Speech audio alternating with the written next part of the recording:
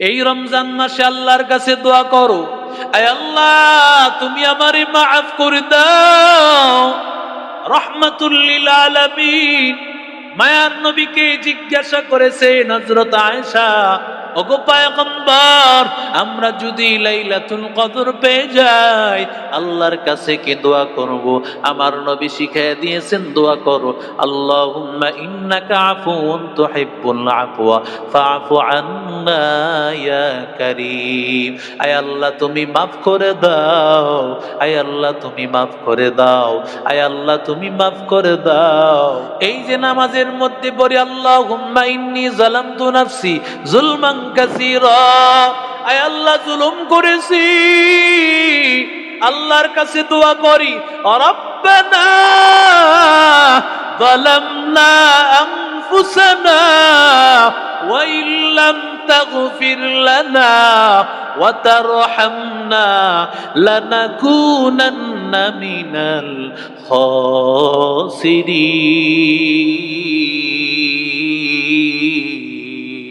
খাসিরিন। আল্লাহর কাছে সব সময় দোয়া করা, আয় আল্লাহ তুমি আমাদেরকে মাফ করে দাও, আয় আল্লাহ তুমি আমাদেরকে মাফ করে দাও। কারণ বান্দা রমজান দান করেছে আল্লাহর কাছে ক্ষমা নেওয়ার জন্য।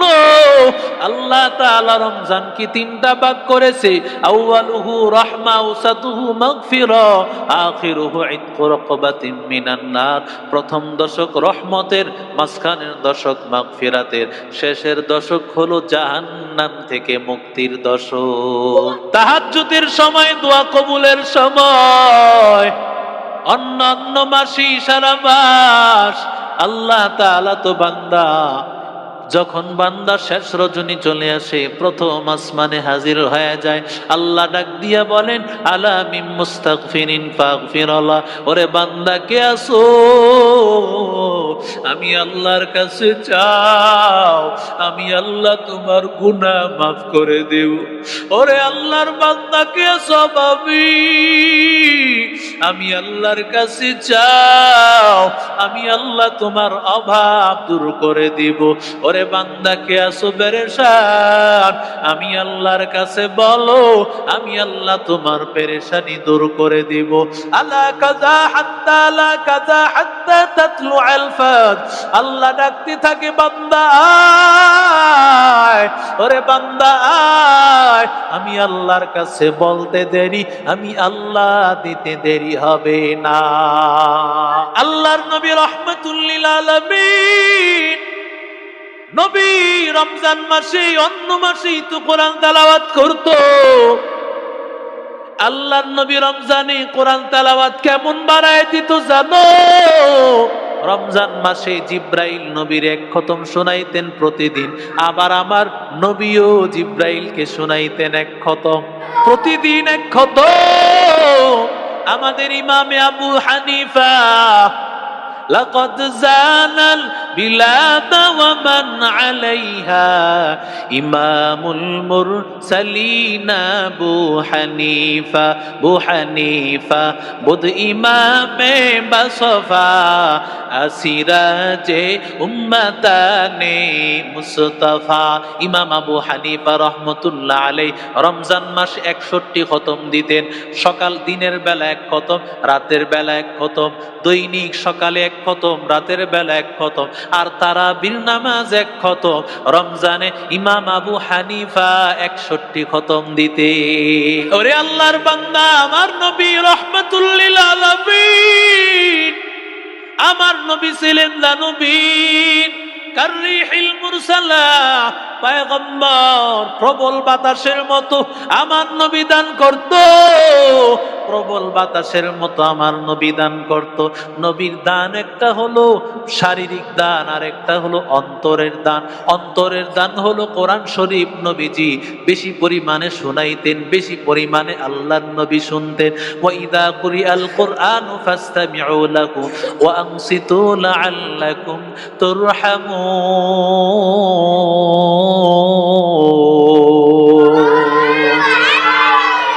আল্লাহ বলেন, যখন কোরআন তেলাওয়াত হয় বান্দা শোন, কোরআন তেলাওয়াত যখন হয় ওই তেলাওয়াত মনোযোগ সহকারে শুনো আর চুপ থাকো বান্দা, কারণ কোরআন তেলাওয়াত যখন হয় আমার আল্লাহর রহমত তোমার উপর নাজিল হতে থাকে।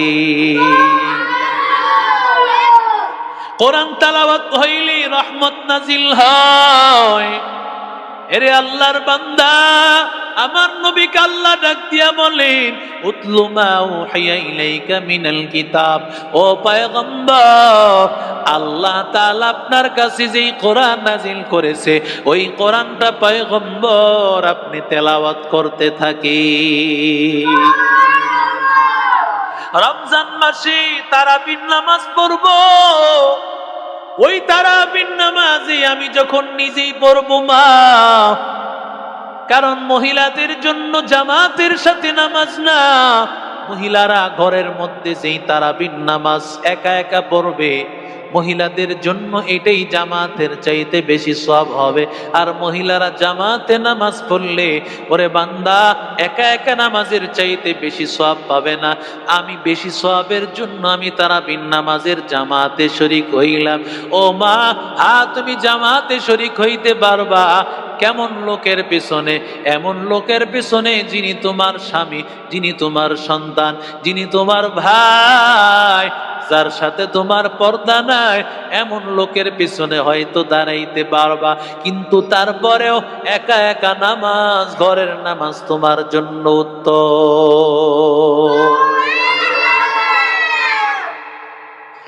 আল্লাহ ঘরের মধ্যেই তোমার সব বাড়ায় দিয়েছেন, কেন তুমি অন্য জায়গায় যাইবা? ও মা, রমজান মাসে কোরআন তেলাওয়াত করবা, বিশেষ করে দুনিয়ার মানুষেরা।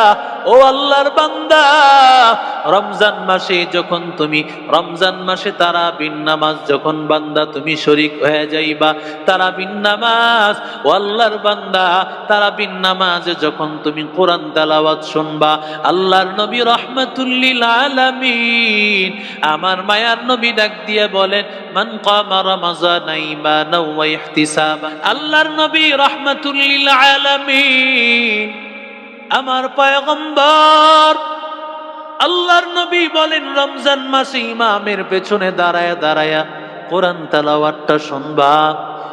সারা বছর এমন অনেক মানুষ আছেন একটা খতম দেওয়ার সুযোগ হয় না, এমনকি অনেকের জিন্দিগিতেও দেওয়ার সুযোগ হয় না, কিন্তু ইমামের পেছনে একজন হাফেজ কোরআনের পেছনে তারাবির নামাজে দাঁড়াইয়া যাইবা, আমার আল্লাহ তাআলা কমপক্ষে তোমার আমল নামায় 7 লক্ষ কোরআনের সওয়াব দিয়ে দিবে।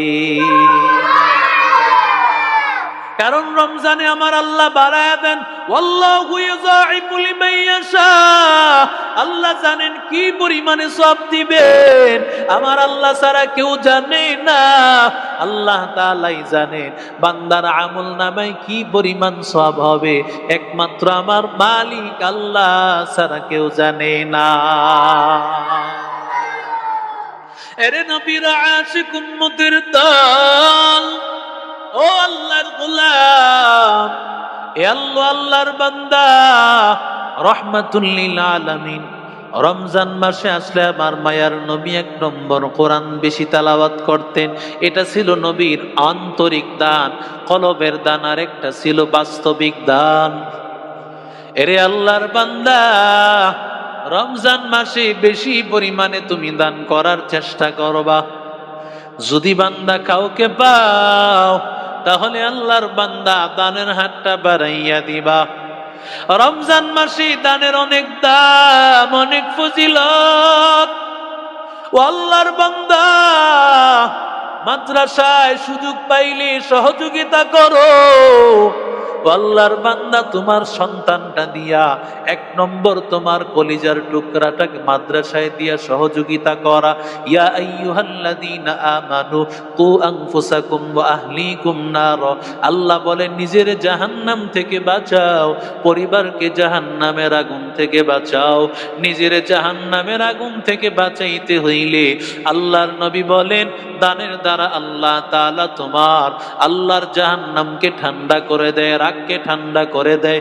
আর তোমার সন্তানটাকে যদি মাদ্রাসায় দিতে পারো, আল্লাহ যদি কবুল করে নেয়, আল্লাহ এই উসিলায় আল্লাহ তাআলা তোমার সম্মান আর ইজ্জত বাড়ায় দিবে। কারণ মাদ্রাসার ছাত্রদেরকে সহযোগিতা করলে, ওদেরকে মাদ্রাসায় দিলে কি লাভ? ওরা আল্লাহর কাছে দোয়া করলে ফেরত যায় না। কেন মাদ্রাসায় সন্তান দিবারে ভাই? কেন মাদ্রাসার সাথে মহাব্বতের সম্পর্কটা রাখবা? দিলের কানটা লাগায় ঘটনাটা শোনো।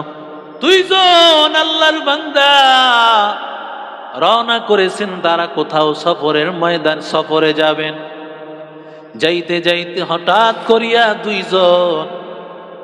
করিয়া দুইজন আল্লাহর বান্দা একটা জায়গায় গিয়া সফর বিরতি করেছেন। ওই জায়গায় তারা রান্না বান্নার কাজ শুরু করে দিয়েছে। এক বন্ধুর ভাগে রান্না বান্নার কাজ করার দায়িত্ব। আল্লাহর বান্দা রান্না বান্না করতেছে, আরেক বন্ধু এবার রান্নার সব কাজগুলোকে গুছায় দিতেছে। দেখে যে এই বন্ধুটা রান্না করতেছে, ওই বন্ধুটা লাকড়ির যেখানে লাকড়িগুলো রাখে ওইখানে হয়তো কোনো কাঠ দিয়া সেখানে লাড়াচাড়া করে। আল্লাহর বান্দা কোনো কাঠ ব্যবহার করে না, বরং নিজের হাতটাই চুলার মধ্যে ঢুকায় দিতেছে। অথচ ভিতরে আগুন। আল্লাহর বান্দা হঠাৎ করে তাকাইয়া দেখতেছে, ওই যে চুলার মধ্যে তাওয়া কড়াই দেওয়া, সেখানে আল্লাহর বান্দা চামচ দিয়া নাড়াচাড়া করে। কিন্তু আল্লাহর বান্দা তাকায়া দেখে চামচ দিয়া না, নিজের হাত দিয়াই উল্টাইতেছে। সুবহানাল্লাহ। এবার ওই বন্ধু, যেই বন্ধু দেখছে বন্ধু এইভাবে করতেছে, করে কিরে বন্ধু তুই কি আল্লাহ ওয়ালা হয়ে গেলি নাকি? সুবহানাল্লাহ। আউলিয়ারা করে উকবা ইখতিয়ার, জাহেলারা করে দুনিয়া ইখতিয়ার। এরে আল্লাহর বান্দা, এবার বন্ধু ডাক দিয়া বলতেছে, জানো তুমি আমাকে পুরানো একটা ঘটনা মনে করায় দিলা, অনেক আগের পুরানো একটা ঘটনা মনে করায় দিলা। বলে কি হয়েছে বান্দা বল। এবার আল্লাহর বান্দা ডাক দিয়া বলতেছে, আমি জমিদারের সন্তান, অনেক টাকার মালিক, আমার টাকা পয়সার অভাব নাই।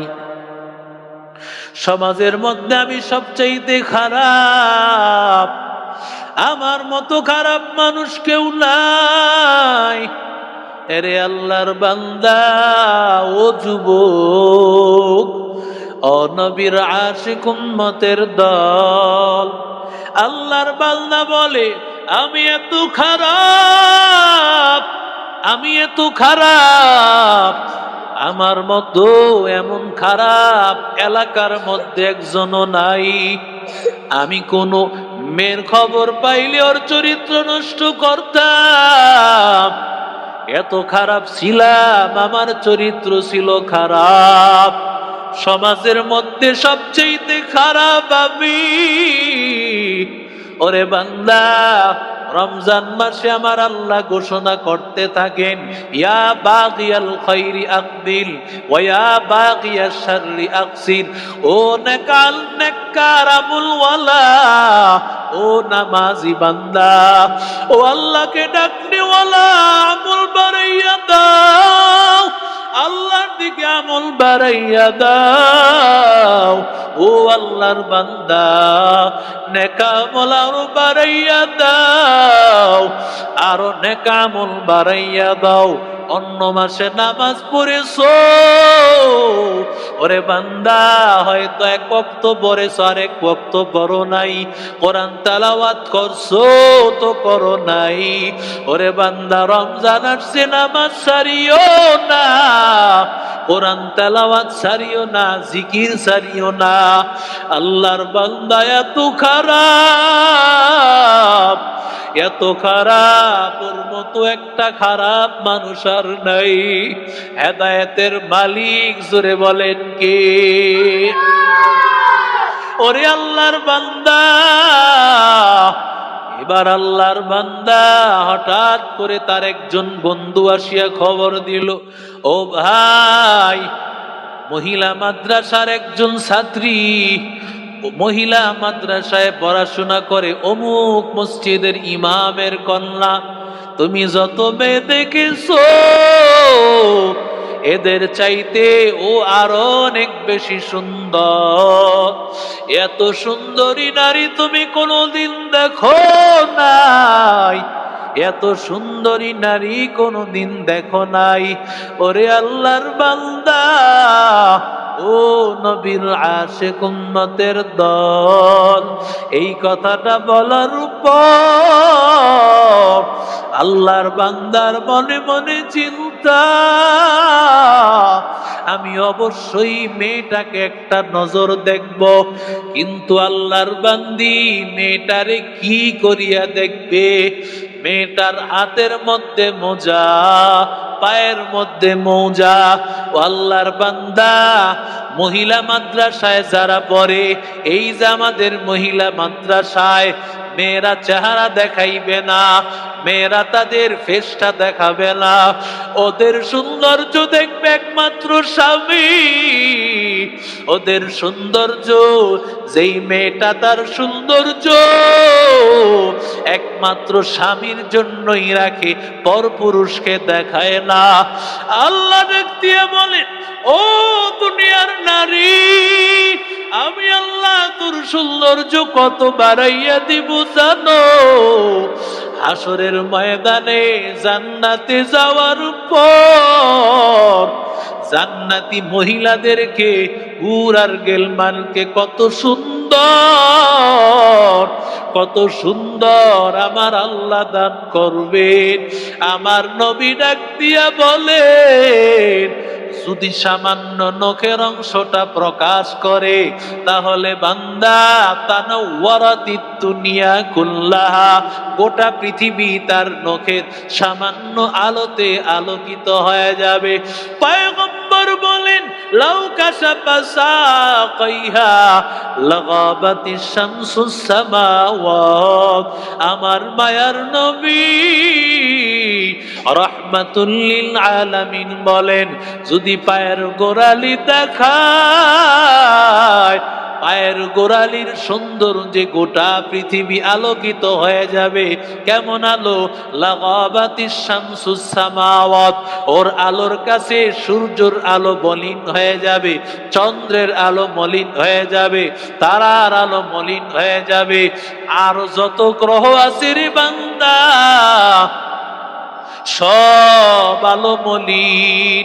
এরে আল্লাহর গোলাম, ও যুবক, ও নবীর আশিক উম্মতের দল, তাহলে একটা জান্নাতের নারীকে যদি আল্লাহ এত সৌন্দর্য দান করে, এবার মা বোনেরা দিলের কানটা লাগাইয়া শোনেন, যদি জান্নাতের রমণী এত সুন্দর,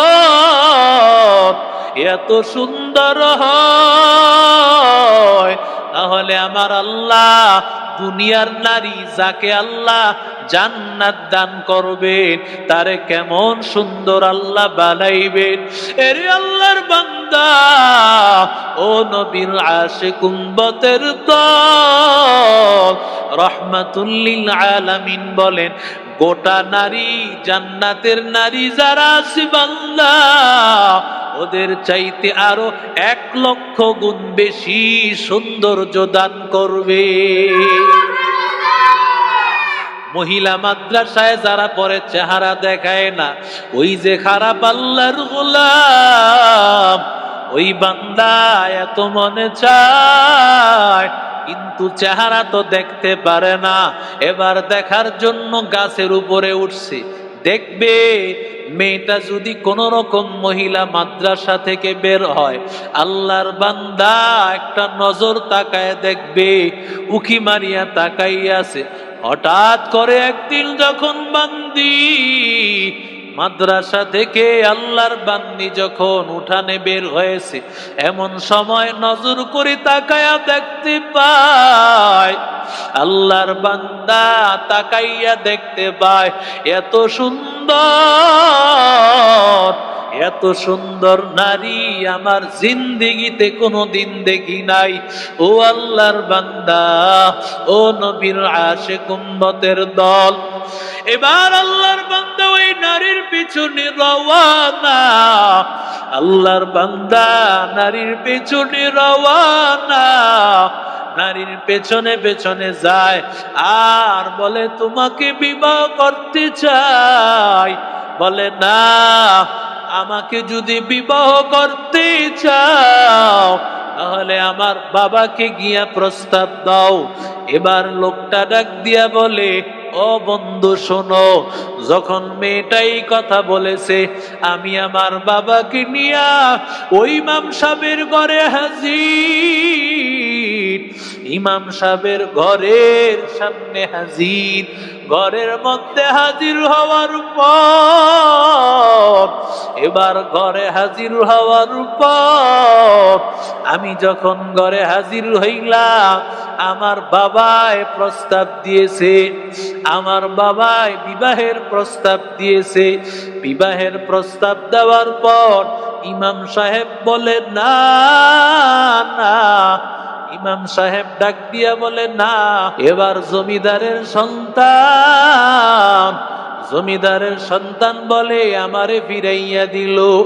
ও নবীর আশিক উম্মতের দল, এবার ফিরাইয়া যাওয়ার পর এবার ওই মেয়েটার বিবাহ হয়েছে অন্যত্র দিনদার একটা ছেলের সাথে। ছেলের সাথে বিবাহ হওয়ার পর এবার বিবাহ হয়ে গেল, তার সাথে বিবাহ বন্ধনে আবদ্ধ হয়ে গেল। যখন বিবাহ হয়ে গেছে তার গর্ভ থেকে 2টা সন্তান হয়ে গেছে। আল্লাহর কুদরত, হঠাৎ করে ওই স্বামী দুনিয়া থেকে বিদায় হয়ে গেছে।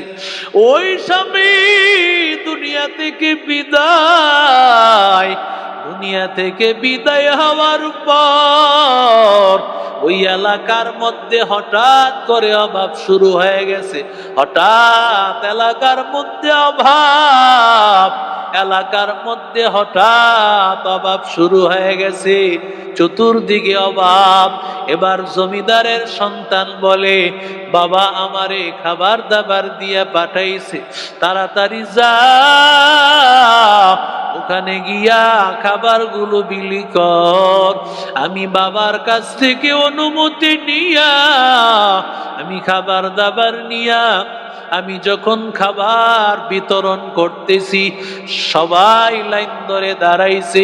এই লাইনের মধ্যে কত এতিম অসহায় দাঁড়াইছে।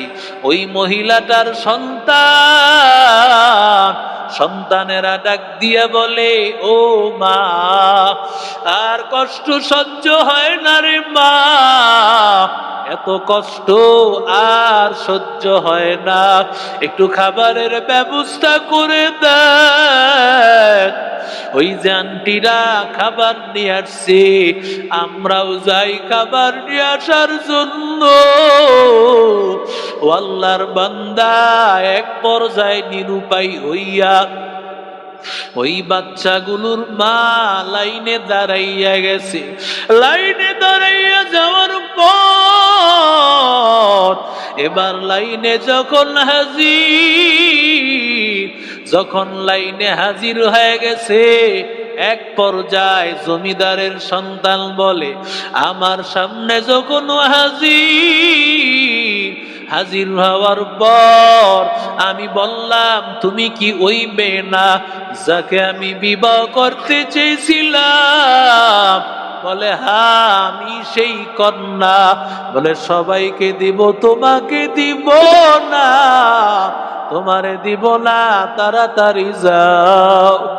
আল্লাহর বান্দি চোখের পানি ফালায়া, আল্লাহর বান্দি কান্না করতে করতে বের হয়ে গেল। বাচ্চাগুলো ডাক দিয়া বলে, আম্মু কি বলেছে বলো। ও আম্মু, কেন আঙ্কেল কি বলল, কেন তোমারে দিল না, কি হয়েছে?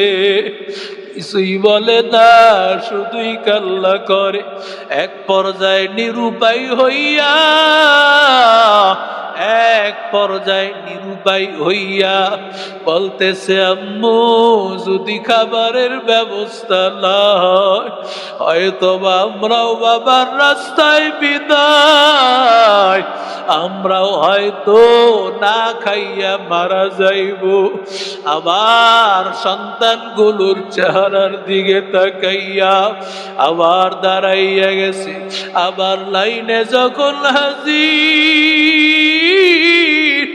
লাইনে আসিয়া হাজির, লাইনে হাজির হওয়ার পর ডাক দিয়া বলা, আমার বাচ্চাগুলোর দিকে তাকায়া অন্তত খাবারের ব্যবস্থাটা করে দাও।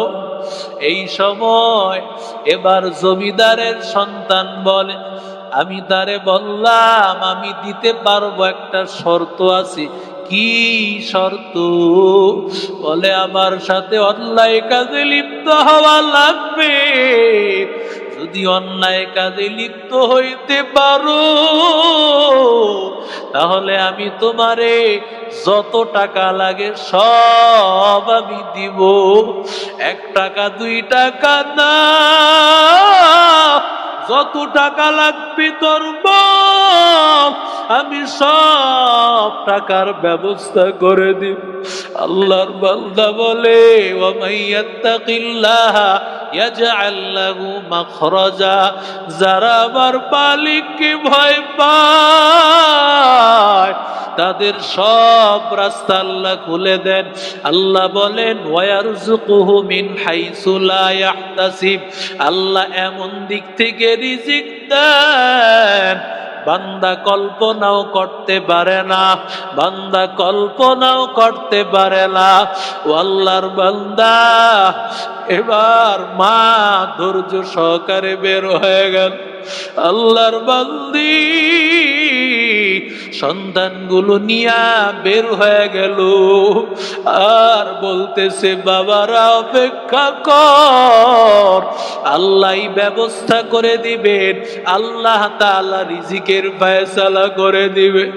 এর নবীর আশিক উম্মতের দল, ও আল্লাহর বান্দা, এবার ওই জমিদারের ছেলে বলে, আমি যখন ওর কথায় টাকা দিলাম না, খাবার দিলাম না, এমন সময় আমার মনে হয়েছে, এমন সময় আমার মনে হয়ে গেল, বাচ্চাগুলোর দিকে তাকায়া অন্তত আমি তো তারে খাবার দিতে পারতাম। এরে আল্লাহর বান্দা, এমন সময়ে সব খাবার দাবার, সব খাবার বোঝাই করিয়া উটের উপর উঠাইয়া আল্লাহর বান্দা খাবার নিয়া রওয়ানা। যখন বান্দা খাবার নিয়ে যায়, একেবারে বস্তা ভর্তি খাবার নিয়া, আল্লাহর বান্দা বস্তা ভর্তি খাবার নিয়া দরজার সামনে রেখে আসছে। এমন সময় ওই মেয়েটা তার সন্তান 2টা লিয়া দরজার সামনে হাজির। তাকাইয়া দেখতেছে খাবার ওর দরজার সামনে হাজির।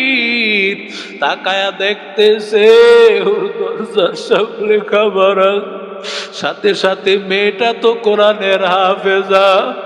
ও আল্লাহর বান্দি, মাদ্রাসায় পড়াইলে লস নয়। তাকায়া দেখ, মেয়েটা কোরআনের আয়াত পড়তেছে,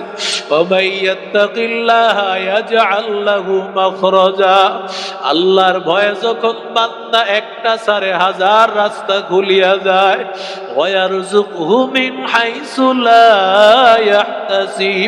আল্লাহ বলে এমন দিক থেকে রিজিক দেন বান্দা কল্পনাও করতে পারে না।